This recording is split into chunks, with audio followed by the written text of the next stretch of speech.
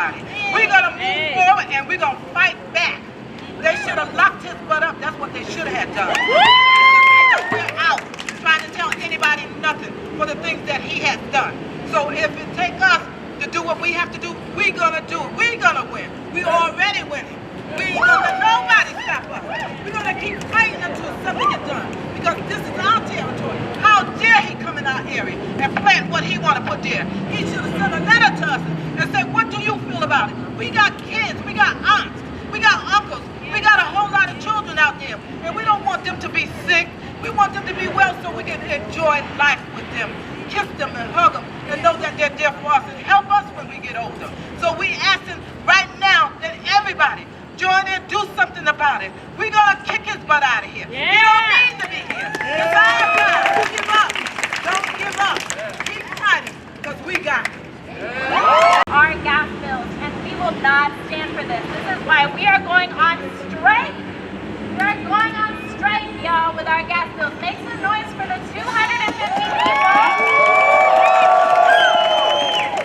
The 250 people who already started going on strike, withholding $66 from their National Grid gas bill to say that we will not pay for environmental racism. The things that we want to invest in are renewables. We want a healthier, cleaner future. Disregard and abuse our communities. Can make a decision where it doesn't matter what tens of thousands of people in Brooklyn need in order to survive what's coming, but what's best for National Grid's quarterly profits. This pipeline has to be stopped, and it will be stopped. And when it is, we're going to get public power. We're going to build a future where this never has to happen to any community ever again. Because I come from a place where it has happened again and again and again. Greenpoint was the birthplace of the Industrial Revolution in New York City.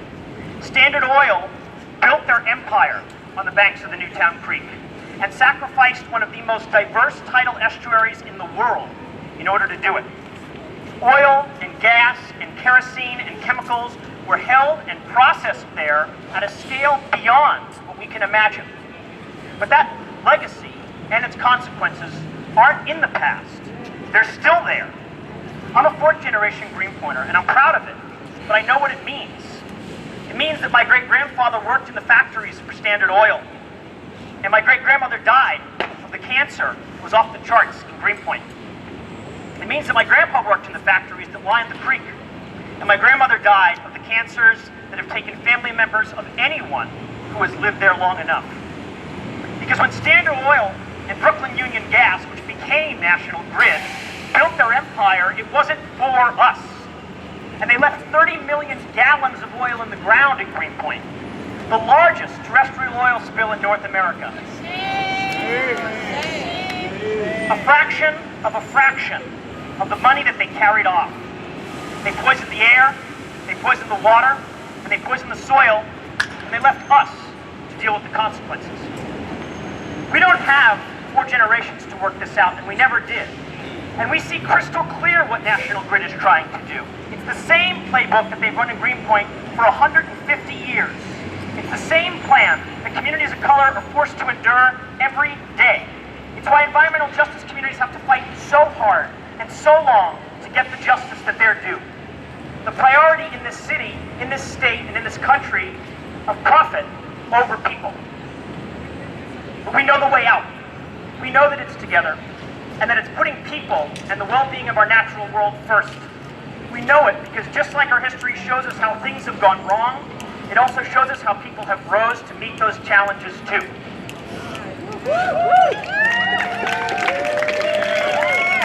Whoever it may be, so you better look out, because the cop is coming to pick you up. For years now, we've been fighting against this pipeline that's going through our neighborhoods. But I want to just say a little bit for anyone here outside of Borough Hall who may be hearing about this pipeline for the very first time. Just a little bit about this. A few years ago, National Grid began to expand a fracked gas pipeline through our neighborhoods in Bed-Stuy and Brownsville. They did not tell the community what they were doing. They did not ask for permission. They just went ahead and started to build this underneath our feet. And so then they didn't stop. By about 2019, 2020, they're continuing construction of this pipeline through Bushwick, right? And the goal is for them to build this pipeline, or it's their goal, National Grid's goal is to build this pipeline all the way through North Brooklyn. No more toxic infrastructure. That's right, we don't need any more toxic infrastructure. In 2019, we passed at the state level legislation that is supposed to set ambitious but completely necessary, urgent climate justice goals for our state. That means starting to transition completely away from fossil fuels. It doesn't make any sense to make that commitment to say this is what we're going to do and then continue to build fossil fuel infrastructure. Why would we do that, right? It'll become what's called a stranded asset. It's worse than useless. It hurts our people, and we're not going to tolerate it. And so that is why we have been in this fight to stop the pipeline. What we need all of you to do, now that you know about this, is join us. Join this movement to stop the North Brooklyn pipeline, and even further, systemically, we need to fight for public power. It would be enough for this to be about North Brooklyn, for this to be about Brooklyn, but it is a fight that is even bigger than Brooklyn. And companies, corporations like National Grid, as long as they have a monopoly over our power grid and our energy in our state, in our country, this is going to continue, and it cannot continue. So we're fighting, that's right, we are fighting to end this pipeline, and we are fighting for public power. We are calling on the Public Service Commission at the state level to reject these rate hikes the National Grid wants. As Anna said, on top of all of their crimes against our communities, National Grid also expects us to pay for it. And we're not going to pay for it. They out of their mind.